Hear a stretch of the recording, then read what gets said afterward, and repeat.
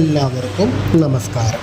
പ്രിയപ്പെട്ട വിദ്യാർത്ഥികളെ, ഇന്ന് നമ്മൾ നോക്കാൻ പോകുന്ന അധ്യായം എന്ന് പറയുന്നത് നമ്മുടെ സോഷ്യൽ സ്റ്റഡീസിൽ 11ാമത്തെ അധ്യായം, ഏറ്റവും പ്രധാനപ്പെട്ടതും എക്സാമിന് ഒരു 2ാം കാറ്റഗറിയിൽ വരുന്ന ഏറ്റവും കൂടുതൽ മാർക്കിന് ഉതകുന്നതുമായിട്ടുള്ള ഒരു അധ്യായമാണ്.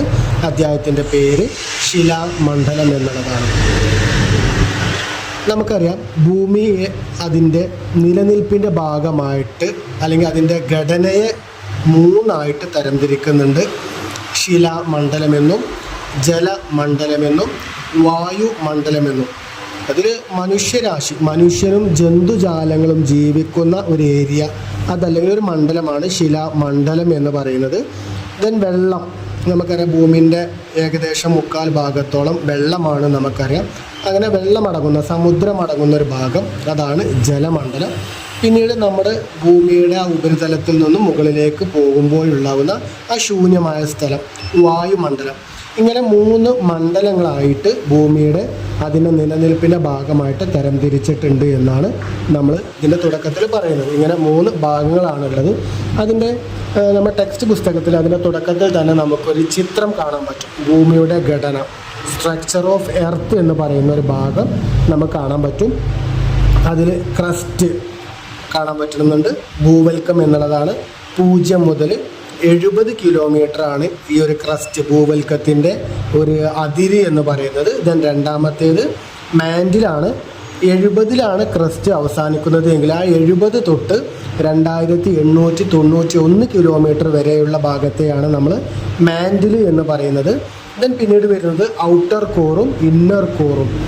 അതിൽ ഔട്ടർ കോർ എന്ന് പറയുന്നത് 2391 കിലോമീറ്റർ മുതൽ 5150 വരെയുള്ള കിലോമീറ്ററുകളെയാണ് ഇവിടെ ഔട്ടർ കോർ എന്ന് പറയുന്നത്. ഇന്നർ കോർ എന്ന് പറയുന്നത് 2391 മുതൽ 6731 വരെയുള്ള ഭാഗങ്ങൾ. ഇങ്ങനെ നമ്മൾ വ്യക്തമായിട്ട് കാണുന്ന രീതിയിലൊരു ഭൂമിയുടെ ഘടന എന്ന് പറയുന്ന ഒരു ചിത്രം നമുക്ക് തന്നിട്ടുണ്ട്. എക്സാമിന് ഇത് പല എക്സാമിനും ചോദിച്ച് കാണാറുണ്ട്. ഇതിൻ്റെ ഒരു ഭൂമിയുടെ സ്ട്രക്ചർ വരച്ച് അടയാളപ്പെടുത്തുക എന്ന് പറഞ്ഞിട്ട് വരാറുണ്ട്. ഇനി അതിലെ ഓരോ പാർട്ടും എന്തൊക്കെയാണെന്നുള്ളത് നോക്കുകയാണ് നമ്മൾ. ഭൂവൽക്കം എന്ന് പറയുമ്പോൾ ഏറ്റവും കനം കുറഞ്ഞ പുറം പാളിയാണ്. ശരാശരി ഇതിൻ്റെ കനം എന്ന് പറയുന്നത് 40 കിലോമീറ്ററാണ്. ഭൂവൽക്കത്തെ തന്നെ വൻകര ഭൂവൽക്കമെന്നും സമുദ്ര ഭൂവൽക്കമെന്നും 2ആയിട്ട് തരംതിരിക്കുന്നുണ്ട്. അതിൽ തന്നെ 2 ഭാഗം പറയുന്നുണ്ട്. ഈ ഭൂവൽക്കത്തിന് 2 ഏരിയകളുണ്ട്. സിയാൽ എന്നും സീമ എന്നും പറയുന്ന 2 ഭാഗം. സിലിക്കയും അലുമിനിയം മൂലകങ്ങളാൽ നിർമ്മിതമായ വൻകര ഭൂവൽക്കമാണ് സിയാൽ ഭൂവൽക്കം എന്ന് പറയുന്നത്. സീമ ഭൂവൽക്കം എന്ന് പറയുന്നത് സിലിക്കയും മാഗ്നീഷ്യം എന്നീ മൂലകങ്ങളാൽ നിർമ്മിതമായ കടൽത്തറ ഭൂവൽക്കവുമാണ്. അപ്പോൾ സീമ എന്താണെന്നുള്ളത് പറഞ്ഞു. ഭൂവൽക്കത്തിൻ്റെ നമ്മൾ ഫീച്ചേഴ്സാണ് നമ്മൾ പറഞ്ഞിട്ടുള്ളത്. ഇനി അതിൻ്റെ 2ാമത്തെ പോർഷൻ എന്ന് പറയുന്നത് മാൻഡിലാണ്. ഭൂവൽക്കത്തിന് തൊട്ട് താഴെയായി സ്ഥിതി ചെയ്യുന്ന ഏരിയയാണ് മാൻഡിൽ എന്ന് പറയുന്നത്. 2900 കിലോമീറ്ററാണ് ഇതിൻ്റെ കനം എന്ന് പറയുന്നത്. 2900 കിലോമീറ്ററാണ് ഇതിൻ്റെ കനം എന്ന് പറയുന്നത്. പിന്നീട് വരുന്നത് ഉപരി മാൻഡിൽ. മാൻഡിലിനെ തന്നെ 2ആയിട്ട് തരംതിരിക്കുകയാണ്. അതിൽ ഉപരി മാൻഡിൽ എന്നും അധോ മാൻഡിൽ എന്നും ഇങ്ങനെ 2ആയിട്ട് തരംതിരിക്കുന്നുണ്ട്. ഉപരി മാൻഡിൽ സിലിക്കൺ സംയുക്തങ്ങളാൽ നിർമ്മിതമായതാണ് ഉപരി മാൻഡിൽ. ഇതിനെ ഖരാവസ്ഥയിൽ, നല്ല ഉറപ്പുള്ള അവസ്ഥയിലാണ്, കാഠിന്യമുള്ള അവസ്ഥയിലാണ് ഇതിനെ കാണാൻ പറ്റുന്നത്. ദെൻ പിന്നീട് വരുന്നത് അധോ മാൻഡിൽ. ലോഹങ്ങളും സിലിക്കയും ചേർന്നാണ് ഇതിൻ്റെ അവസ്ഥ എന്ന് പറയുന്നത്. ഇത് അർദ്ധ ദ്രാവകാവസ്ഥയിൽ, നമ്മളൊരു പേസ്റ്റ് പോലെ ആണ്. ഒരു അർദ്ധ ദ്രാവകാവസ്ഥ കാണുമ്പോൾ എന്തായിരിക്കും, ഖരാവസ്ഥയിലായിരിക്കും. എന്നാൽ തൊടുമ്പോൾ എന്നുണ്ടാവും നല്ല ഒരു വെള്ളം എന്ന് പറയുമ്പോൾ നമ്മളെ കോൾഗേറ്റ്, അങ്ങനത്തെ പേസ്റ്റ്, പെയിൻ്റൊക്കെ പോലെയുള്ള ഒരു അർദ്ധ ദ്രാവകാവസ്ഥയിലാണ് ഇതിനെ കാണപ്പെടുക. ദെൻ അടുത്ത ഭൂമിയുടെ ഭാഗമാണ് കാമ്പ്. Okay, inner core outer core എന്ന് നമ്മൾ പറഞ്ഞു. കാമ്പ് എന്ന് പറയുന്നത് മാൻഡിലിന് തൊട്ട് താഴെയായിട്ടാണ് ഇതിനെ കാണപ്പെടുന്നത്. 2900 കിലോമീറ്റർ മുതൽ 6371 കിലോമീറ്റർ വരെയുള്ള ഭാഗമാണ് കാമ്പ് എന്ന് പറയുന്നത്. ഇതിൽ പുറക്കാമ്പ് എന്നും അകക്കാമ്പ് എന്നും 2 ഭാഗങ്ങളുണ്ട്. പുറക്കാമ്പ് എന്ന് പറഞ്ഞാൽ വസ്തുക്കൾ ദ്രാവക അവസ്ഥയിലാണ് ഇവിടെ കാണപ്പെടുന്നത്. അകക്കാമ്പ് എന്ന് പറയുമ്പോൾ ബാഹ്യപാളികളുടെ സമ്മർദ്ദത്താൽ ഖരാവസ്ഥയിലാണ് കാണപ്പെടുന്നത് എന്നുള്ളതാണ്. ഇരുമ്പ്, നിക്കൽ എന്നീ ലോഹങ്ങൾ കൊണ്ട് നിർമ്മിതമായ നിഫെ എന്ന് പറയുന്ന ഭാഗം എന്നുള്ള പേരിലും ഇതിൽ അറിയപ്പെടുന്നുണ്ട്. അപ്പോൾ അകക്കാമ്പ് എന്ന് പറഞ്ഞാൽ ബാഹ്യപാളിയുടെ സമ്മർദ്ദം, അതായത് ബാഹ്യപാളി എന്ന് പറയുമ്പോൾ പുറക്കാമ്പ്, അധോമാൻഡിൽ, ഉപരിമാൻഡിൽ, ക്രസ്റ്റ് ഒക്കെ പറയുന്നുണ്ടല്ലോ, അതിൻ്റെയൊക്കെ സമ്മർദ്ദം കാരണം എന്നുണ്ടാവും ഏറ്റവും ഉള്ളിലുള്ള അകക്കാമ്പ് കഠിനമായിട്ടുള്ള ഭാഗമാണ് അവിടെ ഖരാവസ്ഥയിലാണ് കാണപ്പെടുക. ധാരാളമായിട്ട് കാണപ്പെടുന്നത് ഇരുമ്പും നിക്കൽ എന്നീ ലോഹങ്ങളാണ്. ഇതിനെ നിഫെ എന്നുള്ള പേരിലും അറിയപ്പെടുന്നുണ്ട് എന്നുള്ളതാണ്. അടുത്തത് ഏറ്റവും ഇമ്പോർട്ടൻ്റ് ആയിട്ടുള്ളൊരു ഭാഗമാണ് ശിലാമണ്ഡലവും അസ്തനോസ്ഫിയറും എന്ന് പറയുന്ന ഭാഗം. ഭൂവൽക്കവും മാൻഡിലിൻ്റെ ഉപരിഭാഗവും ചേർന്ന് ശിലാനിർമ്മിതമായ ഭൂമിയുടെ പുറം പാളിയെയാണ് ശിലാമണ്ഡലം എന്ന് പറയുന്നത്. ഏതൊക്കെയാണ്? രണ്ട് ഭാഗമാണ് പറയുന്നത്. ഒന്ന് മാൻഡിലിൻ്റെ ഉപരിഭാഗം, നമ്മൾ മാൻഡിൽ പറഞ്ഞപ്പോൾ ഉപരി മാൻഡിൽ എന്നും അധോ മാൻഡിൽ എന്നും പറഞ്ഞു. അതിൽ ഉപരി മാൻഡിലും ഭൂവൽക്കവും ക്രസ്റ്റും കൂടി ചേർന്ന ഭാഗത്തെയാണ് ശിലാമണ്ഡലവും അസ്തനോസ്ഫിയറും എന്ന് പറയുന്ന ഭാഗത്തിൽ നമ്മൾ പറയുന്ന ശിലാമണ്ഡലം എന്ന് പറയുന്നത്. ഇതിന് ഏകദേശം 60 മുതൽ 100 കിലോമീറ്റർ വരെ ഇതിന് കനമുണ്ട് എന്ന് പറയപ്പെടുന്നുണ്ട്. ശിലാമണ്ഡലത്തിന് തൊട്ട് താഴെ വസ്തുക്കൾ ഉയർന്ന താപത്താൽ അർദ്ധ ദ്രാവക അവസ്ഥയിൽ സ്ഥിതി ചെയ്യുന്ന ഭാഗമാണ് അസ്തനോസ്ഫിയർ. അതായത് അത് ഏതാവും ഭാഗം? അധോ മാൻഡിലാണ്. അധോ മാൻഡിലാണ് ഇവിടെ എന്താ പറയുന്നത്, ഈ ഒരു അസ്തനോസ്ഫിയർ എന്ന് പറയുന്ന ഭാഗം ഇവിടെ പറയുന്നത്. അഗ്നിപർവ്വതങ്ങളുടെ ഭൗമോപരിതലത്തിലെത്തുന്ന ശിലാദ്രവത്തിന് സ്രോതസ് എന്ന് പറയുന്നത് അസ്തനോസ്ഫിയർ ആണ്. അതല്ല എന്നുണ്ടെങ്കിൽ ഏതാണ്? ഉപരി മാൻഡിലാണ്. അതിൽ നമ്മൾ തൊട്ട് പറയുന്നത് അധോ മാൻഡിൽ. ഇതിൽ ആദ്യം നമ്മൾ ഓർക്കേണ്ടത് ശിലാമണ്ഡലവും അസ്തനോസ്ഫിയറും എന്ന് പറയുമ്പോൾ ശിലാമണ്ഡലം എന്ന് പറയുന്നത് മാൻഡിലിൻ്റെ ഉപരിഭാഗം, ഉപരി മാൻഡിലും ഭൂവൽക്കവും ചേർന്നതാണ്. ദെൻ അധോ മാൻഡിലെയാണ് ഇവിടെ അസ്തനോസ്ഫിയർ എന്ന് പറയുന്നത്. ഇതേ അധോ മാൻഡിലാണ് അഗ്നിപർവ്വതങ്ങളിലൊക്കെ അതിൻ്റെ ശിലാദ്രവം, നമ്മൾ മാഗ്മ, ലാവ എന്നൊക്കെ പറയല്ലോ, ഈ സാധനങ്ങളൊക്കെ വരുന്നത് എവിടെ നിന്നാണ്? അധോ മാൻഡിൽ നിന്നാണ് എന്നാണ് പറയപ്പെടുന്നത്. ശിലകൾ, പ്രധാനമായിട്ടും ശിലകൾ നമ്മളിവിടെ വ്യത്യസ്ത രൂപത്തിൽ കാണാൻ പറ്റുന്നുണ്ട്. പ്രധാനമായിട്ടും 3 തരത്തിലാണുള്ളത്. ആഗ്നേയ ശിലകളെന്നും അവസാദ ശിലകളെന്നും കായാന്തരി ശിലകളെന്നും ഇങ്ങനെ 3 തരത്തിൽ കാണാൻ പറ്റും. അതിൽ ഓരോന്നും എന്തൊക്കെയാണെന്ന് നോക്കാം.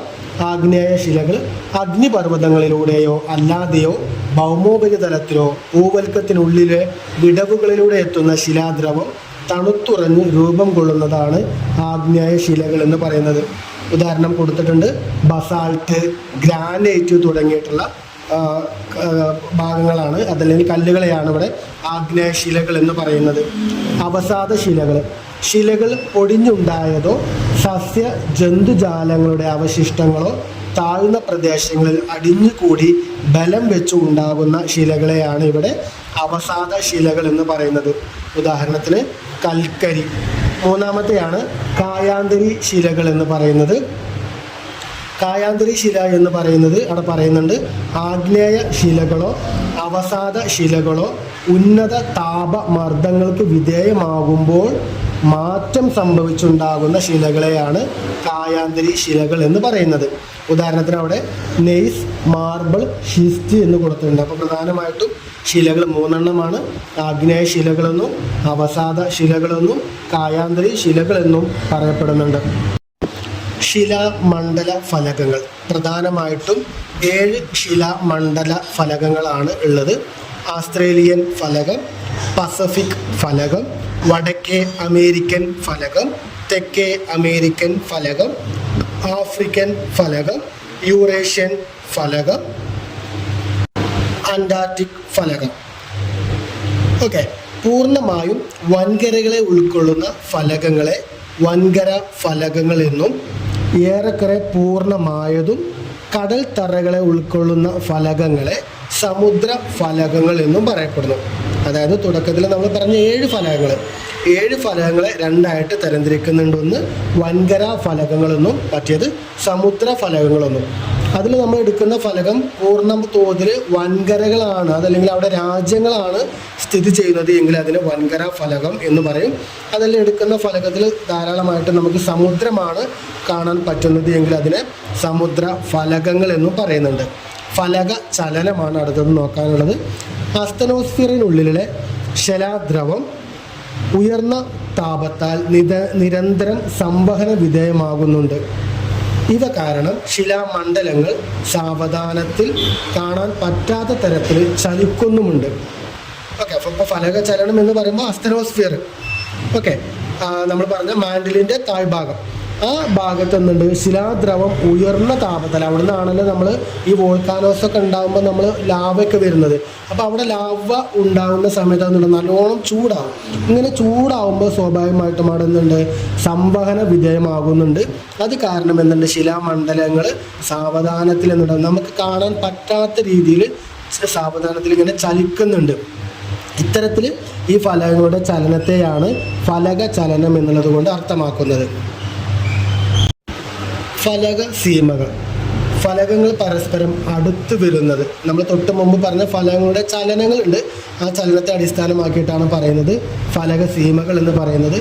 ഫലകങ്ങൾ പരസ്പരം അടുത്ത് വരുന്ന അരികുകളെയാണ് സംയോജക സീമകൾ എന്ന് പറയാം. ഫലകങ്ങൾ ചലിക്കുന്നു എന്ന് പറഞ്ഞു. അപ്പോൾ ചില ഫലകങ്ങൾ ചലിക്കുമ്പോൾ അടുത്ത് വരും, ചിലത് വിട്ടുപോകും, ചിലത് തെന്നിപ്പോകും, ഇങ്ങനെയാണ് അത് പറയുന്നത്. അപ്പോൾ അതിലൊന്നാണ് സംയോജക സീമകൾ. ഫലകങ്ങൾ തമ്മിൽ എന്താണ്, പരസ്പരം അടുത്ത് വരികയാണ് ഇവിടെ ചെയ്യുന്നത്. അതിനവിടെ ഉദാഹരണം പറയുന്നുണ്ട്. രണ്ട് ഫലകങ്ങൾ തമ്മിൽ കൂട്ടി അടുത്തപ്പോൾ ഉണ്ടായതാണ് ഹിമാലയ പർവ്വതം. ദെൻ വിയോജക സീമകൾ, ഫലകങ്ങൾ പരസ്പരം അകലുന്ന ഭാഗത്തെയാണ്, അകലുന്ന അരികുകളാണ്.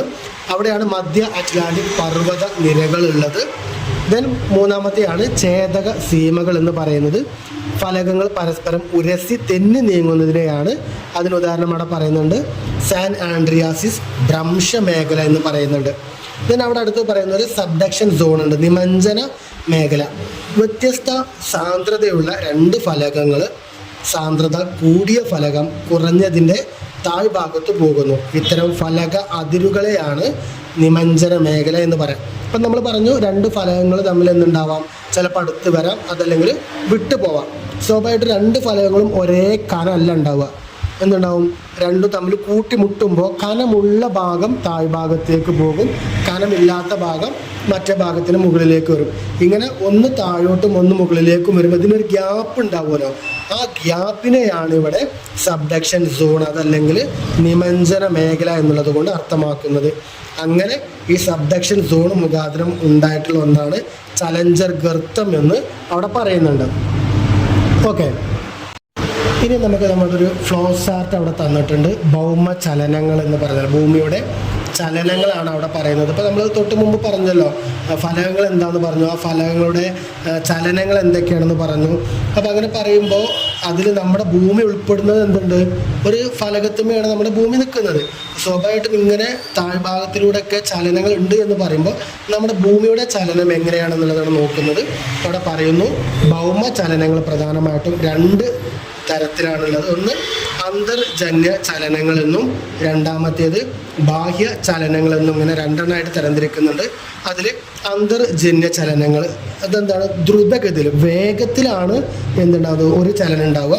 മറ്റേതോ മന്ദചലനങ്ങളാണ്, ഒന്ന് സാവധാനത്തിലാണ് ചലിക്കുക. ഭൂമിൻ്റെ ഉള്ളിൽ എന്ന് പറയുന്നത് എന്താണ്, ഒന്ന് പെട്ടെന്ന് ചലിക്കും, രണ്ടാമത്തേത് സാവധാനത്തിൽ ചലിക്കും. പെട്ടെന്ന് ചലിക്കുക എന്ന് പറയുമ്പോൾ പെട്ടെന്ന് മാറ്റങ്ങൾ വരിക എന്ന് പറയുമ്പോൾ അതിലുള്ള രണ്ട് ഉദാഹരണമാണ് അഗ്നിപർവ്വതവും ഭൂകമ്പവും. ഇത് പെട്ടെന്നാണ്, സാവധാനത്തിലല്ല, പെട്ടെന്നുണ്ടാവുന്ന പ്രോസസ്സാണ് ഈ അഗ്നിപർവ്വതം ഭൂകമ്പം എന്ന് പറയുന്നത്. അപ്പോൾ അതെന്താണ്, അഗ്നിപർവ്വതവും ഭൂകമ്പവും അത് ദ്രുതചലനങ്ങൾക്ക് ഉദാഹരണമാണ്. മന്ദചലനം എന്ന് പറയുമ്പോഴോ ഫലക ചലനമാണ്, സാവധാനത്തിലാണ്, അത് നമ്മൾ അറിയൂല, നമ്മൾക്ക് കാണാൻ പറ്റാത്ത രീതിയിൽ സാവധാനത്തിലാണ് അത്തരം ചലനങ്ങൾ ഉണ്ടാവുക. എന്നാലും നേരെ അപ്പുറത്ത് ബാഹ്യ ചലനങ്ങൾ നമ്മൾ പറഞ്ഞു. ബാഹ്യചലനം എന്ന് പറയുന്നത് അപക്ഷയം മുഖാന്തരം ചലിക്കുന്നുണ്ട്, അപരദനം മൂലം ചലിക്കുന്നുണ്ട്, നിക്ഷേപണം. ഇതൊക്കെ എന്താണ്, ഭൂമിൻ്റെ മുകളിലുള്ള പ്രോസസ്സാണ് കേട്ടോ, കരഭാഗത്തുള്ള പ്രോസസ്സാണ്. മഴ പെയ്യുന്നു, മഴ പെയ്യുമ്പോൾ വെള്ളം ഒലിച്ചു പോകുന്നു. ആ വെള്ളം ഒലിച്ചു പോകുമ്പോൾ ധാരാളം കല്ലും മണ്ണും ചെളികളും മരങ്ങളും ജന്തുജാലങ്ങളൊക്കെ കൊണ്ടുപോകുന്ന പ്രോസസ്സ്. ദെൻ അത് ഒരിടത്ത് കൊണ്ടുപോയി നിക്ഷേപിക്കുന്നുണ്ട്. അതൊക്കെയാണ് ഇവിടെ അപക്ഷയം, അപരദനം, നിക്ഷേപണം എന്നൊക്കെ പറഞ്ഞ കൂട്ടത്തിൽ പറയുന്നത്. ഇനി അത് ഓരോന്നും എന്താണെന്ന് അവിടെ പറയുന്നുണ്ട്. അന്തർജന്യ ചലനങ്ങൾ, ഭൂമിയുടെ അടിഭാഗത്ത് ജന്മമെടുക്കുന്ന ബലങ്ങളാണ് അന്തർജന്യ ചലനങ്ങൾ എന്നുള്ളത് കൊണ്ട് ഉദ്ദേശിക്കുന്നത്. ഇത്തരം ചലനങ്ങൾ സാവധാനത്തിലും ഉണ്ടാവാം, വേഗതയിലും ഉണ്ടാവാം എന്നുള്ളതാണ് പറയുന്നത്. അപ്പം അതിന് രണ്ട് ഉദാഹരണങ്ങളോടെ പറഞ്ഞതാണ് ഭൂകമ്പവും വോൾക്കാനോസും. അപ്പം അതെന്താണെന്ന് പറയുന്നുണ്ട്. ഭൂകമ്പം ഭൂവൽക്കത്തിനുള്ളിലെ ശിലാപാളികൾക്ക് ഫലകചലനത്തിലോ മറ്റു കാരണങ്ങളാലോ സ്ഥാനമാറ്റം സംഭവിക്കുന്നതിനെയാണ് ഭൂകമ്പം എന്ന് പറയാം. ഇതുമൂലം ശിലാമണ്ഡലത്തിൽ പ്രത്യേകം സമ്മർദ്ദം ഉണ്ടാവുകയും അവിടുത്തെ ഊർജം അതല്ലെങ്കിൽ അതിൻ്റെ ബലം പുറത്തേക്ക് തള്ളുകയും ഈ ഊർജം എല്ലാ ദിശകളിലേക്കും വിന്യസിക്കുകയും ചെയ്യുന്നു. അവ ഭൂവൽക്കത്തിൽ ഉണ്ടാകുന്ന ശക്തമായ തരംഗങ്ങളാണ് ഭൂകമ്പം എന്ന് പറയാം. അതായത് ഏറ്റവും സിമ്പിളായിട്ട് നമുക്ക് മനസ്സിലാവുന്ന രീതിയിൽ പറഞ്ഞാൽ ഭൂമിൻ്റെ ഉള്ളിൽ എവിടെ എന്തുണ്ടാവും, ഫലകങ്ങൾ ചലിക്കുന്നതിൻ്റെ ഭാഗമായിട്ട് ഒരു ഗ്യാപ്പ് വരും. ആ ഗ്യാപ്പ് വരുമ്പോൾ അവിടെ എന്തുണ്ടാവും, മറ്റ് എല്ലാ വസ്തുക്കളും ആ ഒരു ദിശയിലേക്ക് ചെല്ലും. അപ്പോൾ അവിടെ നിന്നുണ്ടാവും ഒരു വൈബ്രേഷൻ, ഒരു തരംഗം ഉണ്ടാവും.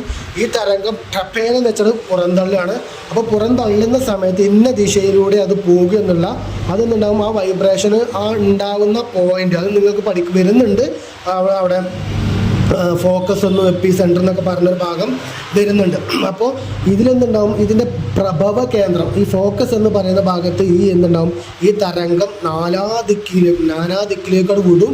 അത് ചിലപ്പോൾ ഉണ്ടാവുന്നത് ഒരു ഭാഗത്തും ചിലപ്പോൾ അതിൻ്റെ അലയോലി കിലോമീറ്ററുകൾക്ക് അപ്പുറത്താണ് ഇത് ഉണ്ടാവുക എന്നാണ് പറയുക. അപ്പോൾ ഉണ്ടാകുന്ന ഭൂകമ്പത്തെയാണ് അവിടെ നമ്മൾ കാണിച്ചു തരുന്നത്. അവിടെ പറയുന്നുണ്ട് എവിടെയാണോ ഭൂകമ്പം ഉണ്ടാകുന്ന പ്രഭവ കേന്ദ്രം അതിനെ ഭൂകമ്പ ചലന കേന്ദ്രം അതല്ലെങ്കിൽ ഫോക്കസ് എന്നും, ആ തരംഗങ്ങൾ എത്തിച്ചേരുന്ന ഭൂവൽക്കത്തിലെ കേന്ദ്രത്തെ അതികേന്ദ്രം അതല്ലെങ്കിൽ എപ്പി സെൻറ്റർ എന്നും പറയുന്നുണ്ട്. ഭൂകമ്പ തീവ്രത അളക്കുന്ന ഉപകരണമാണ് റിക്ടർ സ്കെയിൽ എന്നുള്ള ഏകകത്തിലാണ് അതിനെ അളക്കാറുള്ളത് എന്നാണ് പറയുന്നത്. അഗ്നിപർവ്വതങ്ങൾ, ശിലാദ്രവം, ശിലാഖണ്ഡങ്ങൾ, വാതകങ്ങൾ, ചാരം, പൊടിപടലങ്ങൾ തുടങ്ങിയവ അസ്തനോസ്ഫിയറിൽ നിന്നും ഭൗമോപരിതലത്തിലേക്ക് എത്തിക്കുന്ന മാർഗങ്ങളാണ് അഗ്നിപർവ്വതം എന്നുള്ളത് കൊണ്ട് അർത്ഥമാക്കുന്നത്. പസഫിക് ഫലകാതിർത്തി പ്രദേശങ്ങളിലാണ് ഏറ്റവും കൂടുതൽ അഗ്നിപർവ്വത പ്രദേശങ്ങൾ നിലനിൽക്കുന്നത്. ഈ പസഫിക് ഫലകാതിർത്തി പ്രദേശത്തെ പസഫിക് തീ വലയം എന്നുള്ള പേരിലും റിംഗ് ഓഫ് ഫയർ എന്നുള്ള പേരിലും അറിയപ്പെടുന്നുണ്ട്. സുനാമി, കടൽ തറയിലുണ്ടാകുന്ന ശക്തമായ ഭൂകമ്പം സൃഷ്ടിക്കുന്ന വിനാശകാരികളായ കടൽ തിരമാലകളെയാണ് ഇവിടെ സുനാമി എന്നുള്ളത് കൊണ്ട് അർത്ഥമാക്കുന്നത്. ഭൗമചലനത്തിലെ രണ്ടാമത്തെ വിഭാഗമാണ് ബാഹ്യ ചലനങ്ങൾ. അപക്ഷയം, അപരതനം, നിക്ഷേപണം എന്നിങ്ങനെയാണ് ബാഹ്യചലനങ്ങൾ. നമ്മൾ മുമ്പ് സൂചിപ്പിച്ചു. അതിലെ അപക്ഷയം എന്ന് പറയുന്നത് 3 വിധത്തിലാണുള്ളത്. ഒന്ന് ബലകൃത അപക്ഷയമെന്നും, രണ്ടാമത്തേത് രാസിക അപക്ഷയമെന്നും, മൂന്നാമത്തേത് ജൈവിക അപക്ഷയമെന്നും ഇങ്ങനെ കാണാൻ പറ്റും. ബലകൃത അപക്ഷയം എന്നാൽ ധാതുക്കളുടെ താപീയ വികാസവും സങ്കോചവും, അതിനെയാണ് ബലകൃത അപക്ഷയം. ശിലാവിതരങ്ങളിൽ ആവർത്തിച്ചുള്ള ജലത്തിൻ്റെ തണുത്തുറയലും ഉരുകലുമാണ് ഇതിന് പ്രധാനമായിട്ടും കാരണമാകുന്നത്. രാസിക അപക്ഷയം ഓക്സിജൻ, കാർബൺ ഡൈ ഓക്സൈഡ്, ജലം എന്നീ ശിലകളിലെ ധാതുക്കളുമായി രാസപ്രക്രിയയിൽ ഏർപ്പെടുന്നത് കാരണം ശിലകൾ വിഘടിക്കപ്പെടുന്നുണ്ട്. അതിനെയാണ് ഇവിടെ രാസിക അപക്ഷയം എന്ന് പറയുന്നത്. ജൈവിക അപക്ഷയം സസ്യങ്ങളുടെ വേരുകൾ ശിലകളിലേക്ക് ആഴ്ന്നിറങ്ങുന്നത്, ജൈവ ജീർണനം മൂലമുള്ള രാസപ്രവർത്തനങ്ങൾ, എലി, ഉറുമ്പ്, ചിതൽ തുടങ്ങിയ മണ്ണ് തുരക്കുന്ന ജീവികളുടെ പ്രവർത്തനങ്ങൾ, കൃഷി, ഖനനം, പാറപ്പൊട്ടികൾ തുടങ്ങിയ മനുഷ്യ പ്രവർത്തനങ്ങൾ, ഇതാണ് ജൈവിക അപക്ഷയം എന്നുള്ള ഭാഗത്തും പറയുന്നത്. മറ്റൊന്നാണ് മണ്ണ്.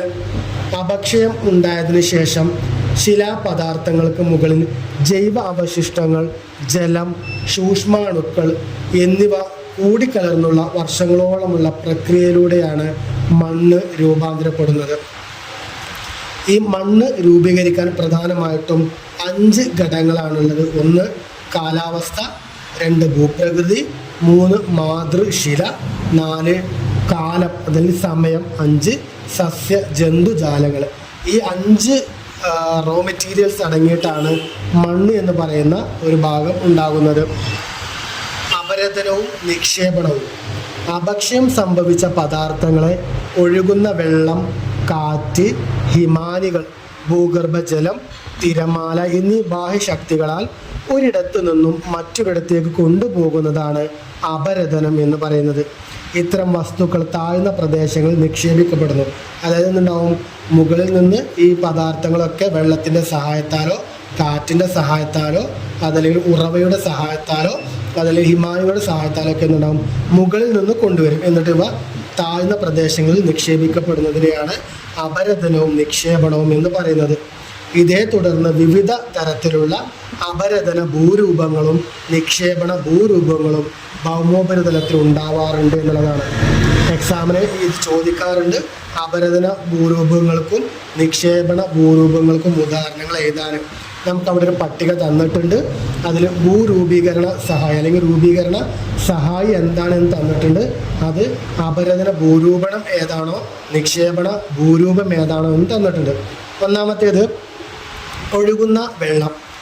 അതിൽ അപരദന ഭൂരൂപമാണ് താഴ്വരകളും വെള്ളച്ചാട്ടവും. നിക്ഷേപണ ഭൂരൂപങ്ങളാണ് പ്രളയ സമതലവും ഡെൽറ്റകളും. ഓക്കെ, രണ്ടാമത്തെയാണ് കാറ്റ്. കുമിർ ശിലകളാണ് അതിൻ്റെ അപരദന ഭൂരൂപം. നിക്ഷേപണ ഭൂരൂപം അതായത് കൊണ്ടുപോയി നിക്ഷേപിക്കുമ്പോഴാണ് മണൽക്കൂന. ഒന്ന് എടുത്ത് കൊണ്ടുപോകുന്നതാണ് അപരദന ഭൂരൂപം കേട്ടോ. പിന്നെ കൊണ്ടുപോയി നിക്ഷേപിച്ചതിന് ശേഷമുള്ളതാണ് മണൽ കൂനകൾ എന്ന് പറയുന്നത്. ദെൻ ഭൂഗർഭജലം, ചുണ്ണാമ്പ് കല്ല് ഗുഹകൾ ഒക്കെ അതിൻ്റെ നിക്ഷേപണ ഭൂരൂപമാണ്. സ്റ്റാലക്ടൈറ്റുകളും സ്റ്റാലഗ്മൈറ്റുകളും ചുണ്ണാമ്പ് സ്തംഭങ്ങളും. ഹിമാനികൾ യു രൂപ താഴ്വരകളാണ് അതിനെ കൊണ്ടുപോകുന്നത്. സിർക്കുകളാണ്. ദെൻ അത് ഉണ്ടാകുക എന്ന് പറയുന്നത് മറൈനുകളാണ് അവിടെ ഉണ്ടാകുന്നത്. ദെൻ തിരമാലകളാണ്. ക്ലിഫുകളും കടൽ സ്തംഭങ്ങളുമാണ് അതിൻ്റെ അപരദന ഭൂരൂപങ്ങൾ എന്ന് പറയുന്നത്. നിക്ഷേപണ ഭൂരൂപം എന്ന് പറയുന്നത് ബീച്ചുകളും മണൽ തിട്ടകളുമാണ്. അപ്പോൾ ഏറ്റവും പ്രധാനപ്പെട്ട ഒരു ടേബിളാണിതുള്ളത്. അപ്പോൾ ഇന്നത്തെ ഈ ഒരു 11ാമത്തെ അധ്യായം അതിൽ നിങ്ങൾ മനസ്സിലാക്കേണ്ടത് ഇമ്പോർട്ടൻ്റ് ആണ്. ശിലാമണ്ഡലമാണ് നമ്മൾ പറഞ്ഞ അധ്യായത്തിൻ്റെ പേര്. ഈ ശിലാമണ്ഡലം എന്ന് പറയുന്ന അധ്യായത്തിൽ നമ്മൾ തുടക്കത്തിൽ പറഞ്ഞത് ശിലാമണ്ഡലം, ജലമണ്ഡലം, വായുമണ്ഡലം. അതിൽ 3 ഭാഗവും 3 അധ്യായങ്ങളായിട്ടാണ് നമുക്ക് പഠിക്കാനുള്ളത്. ഇവിടെ ശിലാമണ്ഡലം മാത്രമാണ്. ശിലാമണ്ഡലം എന്ന് പറയുമ്പോൾ അതിൻ്റെ സ്ട്രക്ചർ ഓഫ് എർത്ത്, ഭൂമിയുടെ ഘടന, crest, mantle, outer core, inner core, അതൊക്കെ എന്താണ് എന്നുള്ളതും അതിനൊക്കെ സ്പെസിഫിക്കേഷൻസ് എന്താണ് എന്നുള്ളതും നമ്മൾ നോക്കി. അത് ഇമ്പോർട്ടൻ്റ് ആണ്. പിന്നീട് വന്ന ഒന്നാണ് ശിലാമണ്ഡലം, അസ്തനോസ്ഫിയറും. ഭൂവൽക്കവും മാൻഡിലിൻ്റെ ഉപരിമാൻഡിലും ചേർന്നതാണ് ശിലാമണ്ഡലം. ദെൻ അതോ മാൻഡിൽ ചേർന്നതാണ് അസ്തനോസ്ഫിയർ എന്ന് പറഞ്ഞു. ഈ അസ്തനോസ്ഫിയറിലാണ് വോൾക്കാനോസൊക്കെ ഉണ്ടാവുക, മാഗ്മയൊക്കെ അവിടെ വരിക എന്ന് പറഞ്ഞു. ദെൻ ഏറ്റവും പിന്നീട് ഒന്ന് വന്നതാണ് ശിലകൾ. പ്രധാനമായിട്ടും ആഗ്നേയ ശിലകളും അവസാദ ശിലകളും കായാന്ത്രി ശിലകളുണ്ട് എന്ന് പറഞ്ഞു. അതൊക്കെ അതിൻ്റെ ഫീച്ചേഴ്സ് എന്താണെന്ന് നോക്കണം. ദെൻ പ്രധാനമായിട്ടും 7 ശിലാമണ്ഡല ഫലകങ്ങളുണ്ട് എന്ന് പറഞ്ഞു. ആ 7 ശിലാമണ്ഡല ഫലകങ്ങളെ വൻകര ഫലകങ്ങളെന്നും സമുദ്ര ഫലകങ്ങളെന്നിങ്ങനെ 2ആയിട്ട് തരംതിരിച്ചു. അത് ഏതൊക്കെയാണെന്നുള്ളത് നമ്മൾ പറഞ്ഞു. ഇതിന് പ്രധാനമായിട്ടും ഫലക ചലനങ്ങളെക്കുറിച്ച് നമ്മൾ പറഞ്ഞു. ഇതിന് ഫലക സീമകൾ, സംയോജന സീമ, അതല്ലെങ്കിൽ വിയോജക സീമ, ഛേദക സീമ എന്ന് പറഞ്ഞു. ഈ ഫലകങ്ങൾ പരസ്പരം നീങ്ങുമ്പോൾ അവിടെ എന്തുണ്ടാവുന്നുണ്ട്? സബ്ഡക്ഷൻ സോണുകൾ ഉണ്ടാകുന്നുണ്ട്. എന്താണ് സബ്ഡക്ഷൻ സോൺ എന്ന് പറഞ്ഞു. ഈ ഫലകങ്ങൾ ചലിക്കുന്നതിൻ്റെ ഭാഗമായിട്ട് ഭൂമിയും ചലിക്കുന്നുണ്ട്. അതിൽ ഭൂമി നിലനിൽക്കുന്ന ഫലകവും ചലിക്കുന്നുണ്ട്. ഭൂമിയുടെ ചലനങ്ങളെ ബാഹ്യമായിട്ടും ആന്തരികമായിട്ടും, അതല്ലെങ്കിൽ അന്തർജന്യ ചലനങ്ങളെന്നും ബാഹ്യ ചലനങ്ങളും നമ്മൾ 2ആയിട്ട് തരംതിരിച്ചു. അതിൻ്റെ കാര്യകാരണങ്ങൾ അവിടെ പറഞ്ഞു എന്തൊക്കെയാണെന്നുള്ളത്. പിന്നീട് അതിൽ തന്നെ നമ്മൾ ഭൂകമ്പം എന്താണ്, അഗ്നിപർവ്വതങ്ങൾ എന്താണ്, സുനാമി എന്താണ് എന്നുള്ളത് നമ്മൾ പറഞ്ഞു. ദെൻ ബാഹ്യ ചലനത്തിൽ അപക്ഷയം, അപരദനം എന്താണെന്ന് പറഞ്ഞു. മണ്ണ് എങ്ങനെയാണ് രൂപീകരിക്കുന്നത് എന്ന് പറഞ്ഞു. മണ്ണ് രൂപീകരിക്കാനുള്ള പ്രകൃതിദത്തമായ സഹായക ഘടകങ്ങൾ എന്തൊക്കെയാണെന്ന് നമ്മൾ പറഞ്ഞു. ദെൻ അപരദന നിക്ഷേപണം മൂലമുണ്ടാകുന്ന രൂപീകരണ സഹായികൾ എന്തൊക്കെയാണ്, അപരദന ഭൂരൂപങ്ങൾ എന്തൊക്കെയാണ്, നിക്ഷേപണ ഭൂരൂപങ്ങൾ എന്തൊക്കെയാണ് എന്നുള്ളത് നമ്മൾ നോക്കി. അപ്പോൾ ഇതാണ് 11ാമത്തെ അധ്യായം. Okay, thank you.